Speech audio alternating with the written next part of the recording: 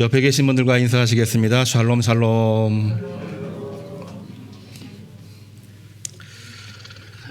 찬양 감사드립니다. 저 높은 곳을 향하여 믿음으로 나가시는 우리 모든 성도님들에게 하나님의 은총, 하나님의 사랑이 넘치기를 주님의 이름으로 축복합니다. 창조절 주간이긴 합니다만 10월 마지막 주는 한국교회뿐만이 아니라 세계교회가 종교개혁주일로 지키는 그러한 주일입니다. 특별 예배를 드린다라기보다는 우리가 종교개혁의 의미를 우리 마음속에 새기고 하나님을 정말 진실되이 믿자, 이런 의도가 이 주일에 들어있다고 생각이 됩니다. 몇 년 전에 500주년을 지냈고 금년이 504주년입니다. 1517년 독일의 마틴 루터라고 하는 신부가 로마 교회의 면죄부 판매에 문제점을 99개의 조문으로 비텐베르크 성당에 게시함으로 인해서 교회가 아주 큰 파장을 일으켰습니다. 그 파장이라는 게 다름이 아니라 왜 그랬느냐, 많은 문제점을 지적하기도 했지만 개혁의 물결이 갑자기 등장을 하게 된 것이죠. 그 당시의 상황이 오늘날 상황과도 크게 다르지 않습니다. 오늘날은 우리가 교회 침체, 코로나 이거를 이야기하고 있는데 당시에는 교회 침체와 흑사병이었습니다. 그 문제 앞에 교회가 교회성을 가져야 된다. 성도가 성도됨의 중심을 회복해야 된다. 그러한 관점으로 개혁을 시작을 했고 그 개혁으로 개신교가 오늘날 이 카톨릭 교회가 아니라 오늘날 교회, 개신교회가 탄생을 했고 그야말로 개신교의 이 영향력은 세계로 뻗어나가서 생명을 살리는 교회가 됐고 우리 교회도 바로 그러한 교회가 되었던 것입니다. 그러나 그로부터 504년이 지난 지금 2021년이죠. 한국교회는 그야말로 세계적인 교회로 성장을 하기는 했습니다만 똑같은 문제에 직면하고 있습니다. 교회 침체, 코로나로 인해서 많은 분들이 신앙적인 위기를 느끼고 있는 그런 상황에 교회가 어떻게 해야 될 것인가? 성도가 어떤 마음으로 살아야 되는가? 그러니까 교회 개혁에 대한 요청이 끊임없이 제기되고 있는 때입니다. 설교가 조금 재미있어야 되는데 목사님 맨날 이런 얘기만 하신다. 그런 얘기를 가끔씩 듣습니다. 저도 설교를 준비할 때 원래 재미가 없는 설교긴 하지만은 이 말씀할 때마다 저 자신도 무겁습니다. 사실은요. 그렇지만 이 말씀이 오늘 우리에게 주시는 의미는 분명하게 들어 있습니다. 오늘 이강현 청년이 읽은 말씀 우리 너무 잘 알고 있죠. 신명기 7장에 나와 있는 말씀 보면 아무리 뭐라고 해도 하나님을 사랑하고 계명을 지키라고 하는 신명기의 명령입니다. 신명기 법전에 나와 있는 말씀이고요. 마태복음 5장에 나와 있는 말씀은 주님 말씀인데 말씀대로 사랑을 하되 어디까지냐? 원수까지도 사랑할 수 있어야 진짜 사랑이다. 주님 말씀입니다. 로마서 1장에 나와 있는 말씀은 구약의 말씀은 은혜고요. 신약의 말씀은 사랑입니다. 은혜와 사랑으로 부름받은 로마 교회 교인들, 그들은 본래 유대인 크리스찬이 아니고요. 그들은 이방인 크리스찬입니다. 오늘날 우리 한국교회도 우리도 여러분들도 사실은 이방인 크리스찬이죠. 유대인 이스라엘 백성들이 아니기 때문에 이방인 크리스찬인데 이방인 크리스찬들이요. 은혜와 사랑으로 승리하시기를 바랍니다. 모든 길은 로마로 통해 있다고 했는데 여러분들 로마에 살고 있지 않습니까? 로마 교회 이방인 크리스찬들이요. 은혜와 사랑으로 승리하시기를 바랍니다. 이러한 내용이 로마서 1장에 나와 있는 그러한 내용입니다. 오늘 또 두 가지로 말씀의 은혜를 나누고자 합니다. 하나님의 은혜로 사는 성도가 됩시다. 매번 강조해도 결코 지나치지 않는 하나님의 말씀입니다.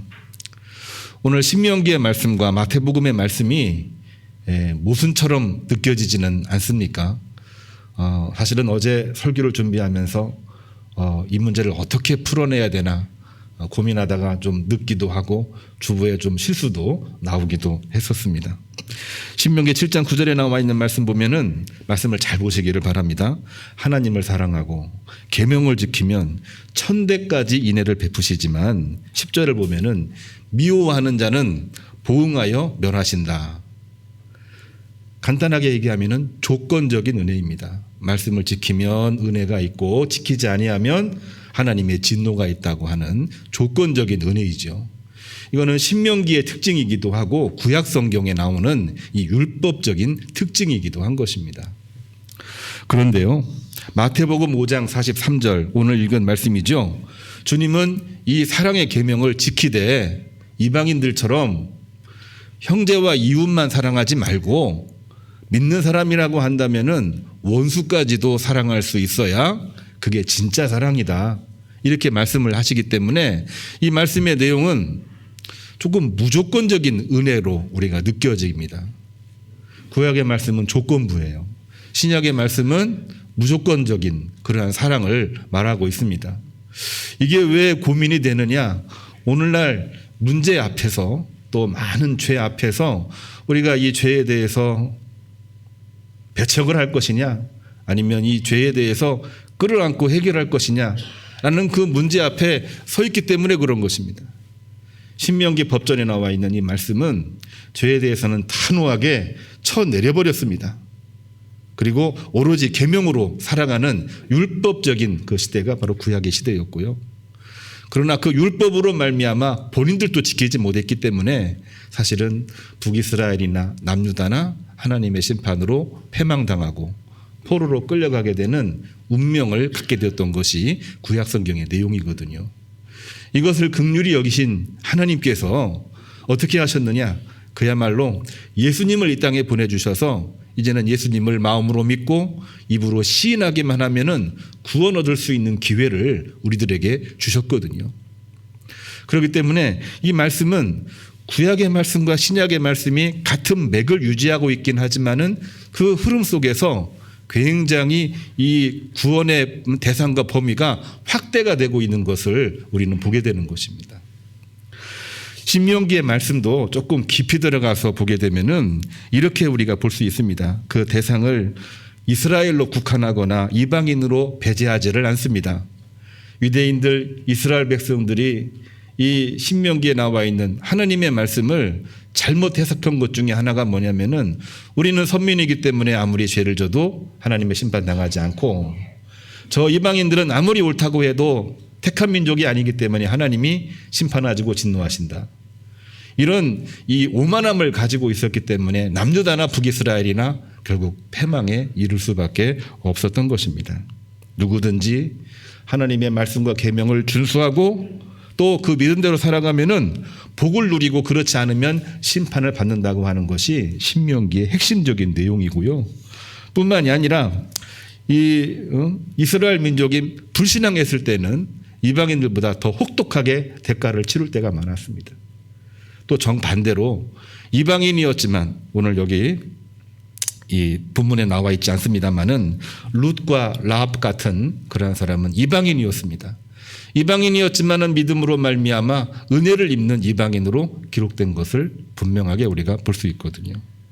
그렇습니다. 신명기의 내용도 문자적으로만 보게 되면은 굉장히 곡해할 수가 있는데요. 역사적인 맥락으로 보게 되면은 그 안에 하나님의 깊은 뜻이 있다는 것을 볼 수가 있는 것이죠. 마태복음 5장 43절도 마찬가지입니다. 원수까지도 사랑하라. 무조건적인 느낌을 가질 수가 있는데 우리는 믿음으로 원수까지도 사랑하죠. 근데 그 사랑을 받은 그들은 무조건 구원받을까요? 그런 건 아니죠. 그들도 그 사랑을 받은 다음에 회개하고 마음과 입으로 믿고 시인해야 구원을 받을 수가 있는 것입니다. 왜 예수님은 사랑하되 원수까지도 사랑하라 이렇게 말씀을 하셨고 십자가상에서 저 십자가에 못 부라고 하고 외치고 있는 저 원수들을 향해서도 아버지여 저들을 용서해 주십시오.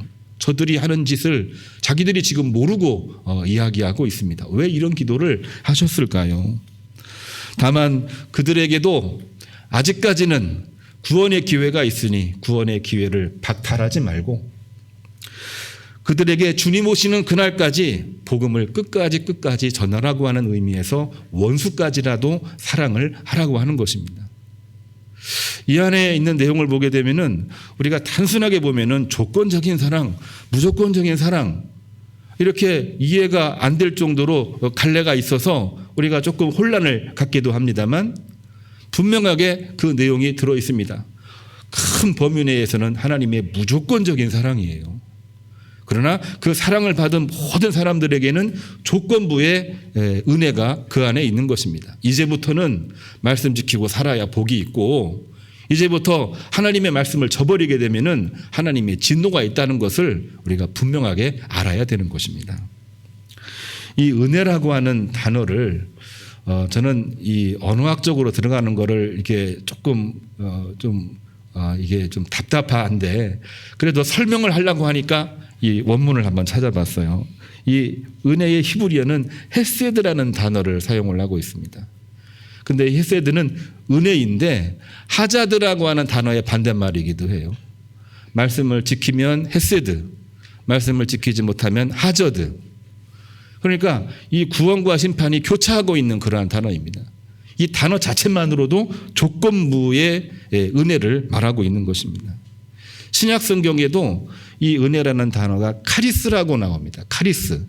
이것도 은혜인데 이거는 다른 말로 크리노라고 하는 단어가 또 정반대가 되는 것입니다. 믿음을 가지면 은혜를 받고 믿음을 가지지 아니하면은 은혜가 없는 거죠. 그러니까 조건부처럼 우리가 받아들여지고 있는 그러한 내용입니다. 그런데 이것만 나와 있는 것이 아닙니다. 성경을 보면은 우리가 아하브라고 하는 히브리 단어가 있고요. 우리가 친숙한 헬라어 아가페라고 하는 단어도 우리가 너무나 잘 알고 있습니다. 이것은 하나님의 무조건적인 사랑을 말해주고 있는 것입니다. 신명기 6장 6절 말씀을 우리가 읽어보면은 이스라엘 민족을 택하신 이유에 대해서 설명을 하고 있습니다. 그들이 숫자가 많았고 훌륭해서 그들을 선택하고 부르신 것이 아니라 적은 수였지만 그들을 택하셨고 그들을 사랑하셨습니다. 불신앙에도 그들이 심판받아 마땅하지만 아들 예수님 독생자를 값없이 우리에게 주신 분이 바로 하나님이시다. 바로 그러한 내용이 하나님의 무조건적인 사랑을 말해주고 있는 것입니다. 오늘날 종교개혁주의를 정말로 이 시대에 우리가 묵상하고 기도해야 되는 것 중에 하나가 왜 오늘날 교회가 왜 우리의 믿음이 이처럼 이렇게 흔들리고 있는가. 평신도뿐만이 아니라 중직자도 목회자들도 많이 흔들리고 있는 그러한 때입니다. 그러한 때에 우리가 문제의식을 느끼는 사람이 있고 느끼지 못하는 사람이 있는데 이때 문제의식을 느끼지 못한다면 우리의 신앙개혁, 믿음개혁은 존재할 수가 없는 거죠. 우리 교우님들은 문제의식을 느끼나요? 남들이 교회 위기다라고 이야기를 하니까 다들 신앙적인 위기다라고 하니까 그런가 보다 하고 그냥 지나가고 있나요? 그러나 우리의 믿음을 잃어버리게 되면 사실은 모든 것을 잃어버릴 수밖에 없는 것입니다. 그렇기 때문에 이러한 때에 우리의 문제가 뭔지를 우리는 한번 질문을 하고 답을 얻어야 되거든요. 질문이 뭡니까? 오늘날 위기가 왜 생긴 겁니까?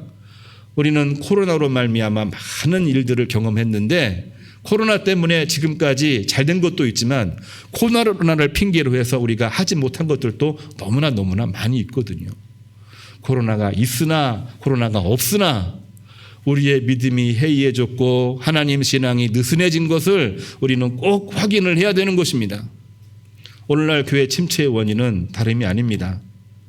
하나님의 조건적인 은혜, 무조건적인 은혜가 오늘 성경에 다 나와 있는데요. 다 포함을 해서 하나님의 은혜를 상실함으로 발생하는 문제가 오늘날 우리 교회의 문제요, 우리 신앙의 문제인 것입니다. 이것이 문제라고 한다면 이 문제 회복은 과연 뭘까요? 하나님의 말씀으로 돌아가는 것입니다. 지금부터 504년 전 종교개혁을 했던 그 당시와 시대는 다르긴 하지만 문제는 동일한 문제가 되고 있는 것입니다. 우리가 신명기의 말씀을 한문으로 풀이를 해보게 되면은 신명, 새로운 명령입니다. 영어로 이야기하면은 듀트로노미, 두 번째 명령입니다. 왜 두 번째 명령이냐면은 첫 번째 명령은 시내산에서 받은 명령이 이 첫 번째 명령이거든요. 십계명과 율법인데거든요. 그로부터 38년 동안 광야 생활을 하고 모압이라는 지역에서 약속의 땅을 바라보면서 하나님의 말씀을 두 번째로 받기 때문에 이 신명기를 새로운 명령, 두 번째 명령 이렇게 번역을 하고 있는 것입니다. 지난 38년 동안 광야 생활을 하면서 많은 어려움이 있었고요. 오늘날 코로나와 같이 그 당시에 역병도 분명하게 있었습니다. 믿음이 훈련되기도 했지만 믿음을 저버리고 넘어지고 쓰러진 사람도 너무나 많이 있습니다. 출애굽한 사람들, 출애굽을 하긴 했지만 가나안 땅에 들어가지를 못하고 광야에서 다 죽었습니다. 광야에서 태어났지만 물도 먹을 것도 모든 것이 다 부족한 가운데에 어찌할 바를 모르는 그러한 가운데에도 말씀 보고 하나님 바라보고 믿음으로 훈련하면서 38년을 지내왔거든요. 상당히 지쳐있는 그러한 가운데 있는 것입니다. 그러한 때에 하나님께서는 모세를 통하여 무엇이라고 말씀을 해주시고 있냐면은 그 중요한 시점에 하나님의 말씀으로 돌아가서 하나님을 사랑하고 계명을 지키십시오. 하나님은 천대까지 복을 주실 것입니다. 하나님이 모세를 통해서 분명하게 하신 말씀이 이러한 내용인 것입니다. 신명기의 내용과 오늘날의 우리 상황과 아주 긴밀하게 연결되어 있는 것이죠. 코로나가 있었습니다. 그 이전부터 교회 침체는 있었습니다. 우리의 믿음을 잃어가고 있는 때에 코로나를 통해서 수없이 많은 것들을 눈으로 보게 하셨습니다. 무엇이 우리가 가야 될 길인지 알고 있기도 하지만은 우리가 여러모로 지쳐있는 그런 상황에 있는데 그러한 상황에 하나님께서 모세에게 말씀을 하셨듯이 오늘날 우리들에게도 말씀을 하고 계시는 것이죠. 뭐라고 말씀하고 있습니까? 하나님을 사랑하고 계명을 지켜라. 그래야 하면은 천대까지 이르러 너희들에게 복을 주리라. 이 말씀이 오늘 신명기의 말씀이 되는 것입니다. 마태복음은 어떤 내용입니까? 마태복음은 구약의 약속이 신약에서 성취되는 복음서라고 우리는 여러 번 이야기를 했습니다. 하나님의 말씀에 너무나도 충실했기 때문에 거기에 충실한 나머지, 집착을 한 나머지 조금 실수를 하게 됐습니다. 어떤 실수인지 우리는 오늘 예수님 말씀을 통해서 미루어 짐작할 수 있는 내용이 나오고 있거든요. 이웃을 내 몸처럼 사랑하라. 너무나도 귀한 말씀이지 않습니까? 그러면 이웃이 아닌 사람에 대해서는 어떻게 해야 됩니까? 이런 질문이 나올 수밖에 없는 것이거든요. 이웃은 내 몸처럼 사랑하지만 이웃이 아닌 사람은 어떻게 해야 됩니까? 미워하라는 얘기거든요. 이 내용이 성경 어디에도 나와 있지 않는데 예수님은 제자들에게 말씀을 하셨어요. 너희가 원수들에 대해서는 미워하라고 말하고 들었으나 나는 너희들에게 말한다. 원수까지라도 사랑을 해라. 이웃을 사랑하고 내 몸처럼 사랑하는 것은 이방인들도 심지어는 죄 많은 세리들도 하는 일인데 너희같이 은혜를 입은 사람들이 어떻게 그것만 하고 사랑을 실천했다고 하느냐? 너희들을 반대하고 너희들을 핍박하고 너희들을 미워하고 있는 원수까지라도 사랑할 수 있어야 그게 바로 온전한 신앙이 아니겠느냐? 예수님은 그렇게 말씀을 하고 계시는 것입니다. 왜 이런 말씀을 하셨을까요? 이웃을 내 몸처럼 사랑하다 보니 거기에 집착하다 보니 거기에 너무 집착한 나머지 편협된 사고를 가질 수밖에 없는 거예요. 이웃을 사랑하지만 이웃이 아닌 사람에 대해서는 미워하게끔 우리 마음이 지금 움직이고 있는 것입니다. 어느 때에 주님 오시기 전에. 주님 오시기 전에가 뭡니까? 바로 신구약 중간사 400년 암흑기죠. 암흑기예요. 그러니까 참 힘들고 어려운 순간이 있긴 했지만 우리의 마음이 경직돼 가지고 하나님의 말씀의 의미를 넓게 보는 것이 아니라 좁게 보는 것입니다. 우리가 의로워지면은 어떻게 됩니까? 자부심이 생기죠. 자부심이 생기지만 동시에 누군가 옆에 있는 사람들을 자꾸 의인이 아닌 것처럼 바라보게 됩니다.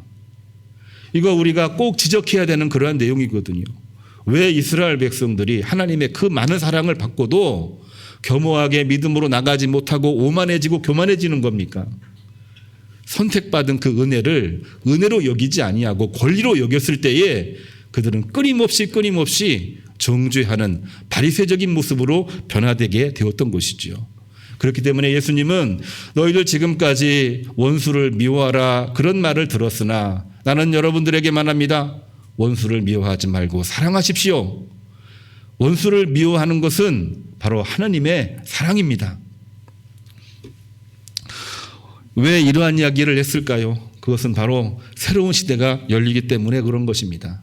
이제 위드 코로나로 가고 이제는 새로운 국면, 어떠한 일이 있을지 알 수가 없는 그러한 상황에 있긴 합니다만 이러한 상황에 우리는 하나님의 말씀, 하나님의 사랑, 하나님의 은혜, 하나님의 사랑을 우리 마음속에 품고 믿음으로 나갈 때에 하나님은 그 가운데 복을 주시고 천대까지 인애를 베푸시고 하나님이 예비하신 바 큰 일들을 이루시는 줄로 믿으시기를 주님의 이름으로 축복합니다. 두 번째로는 우리는 이방인 크리스찬입니다. 은혜와 사랑으로 부름받은 성도로 삽시다.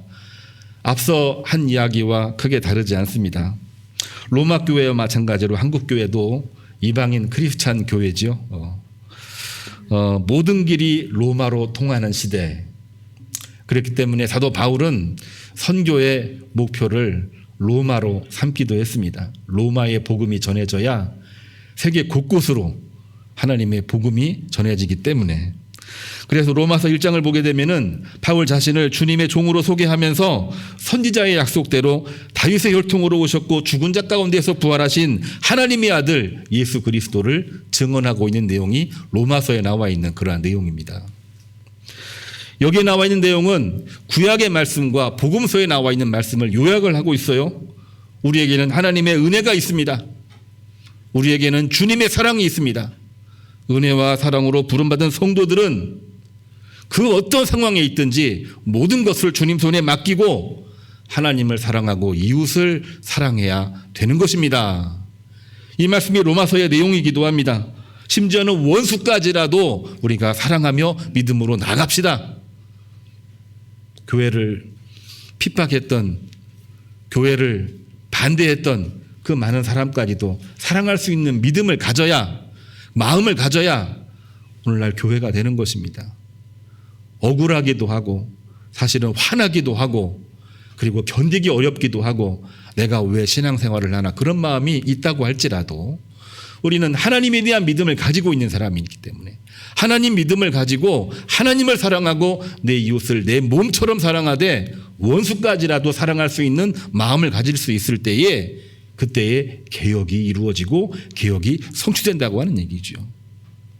교회가 위기였습니다마는 그것을 계기로 종교개혁이 이루어졌고 종교개혁은 세계적으로 영향력을 미치는 개신교회의 탄생을 알렸던 것이 바로 종교개혁주일의 의미가 되는 것입니다.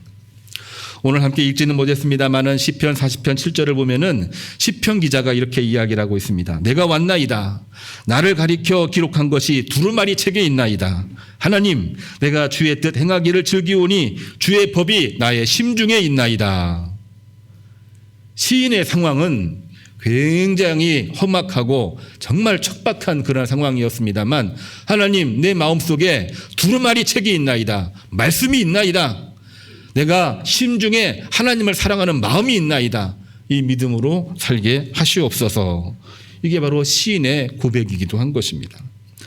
한마디로 이야기하면은 하나님의 은혜와 주님의 사랑을 마음속에 품은 거죠. 그 사랑을 가진 자가 결국에는 역사를 만들어내는 아마레치아 주인공이 되는 것입니다. 드림교회 성도 여러분, 오늘 주시는 말씀 종교개혁질에 주시는 말씀인데요. 은혜를 꼭 기억을 하시고 주님의 사랑을 기억하시고 우리 하는 모든 일에서 승리하시기를 주님의 이름으로 축복합니다. 주님 참으로 감사를 드립니다. 은혜와 사랑으로 부름받은 성도, 이 말씀으로 신명기 말씀, 마태복음, 로마서의 이 서신을 말씀으로 보았나이다. 은혜로 무장하고 사랑으로 무장하여 하나님 주시는 귀한 소명을 잘 감당하고 또한 코로나 이후에 위드 코로나와 더불어 새 시대 새 땅에 하나님께서 귀하게 쓰시는 주의 종 주의 백성되게 하나님 인도하여 주옵소서. 예수님의 이름으로 기도합니다. 아멘.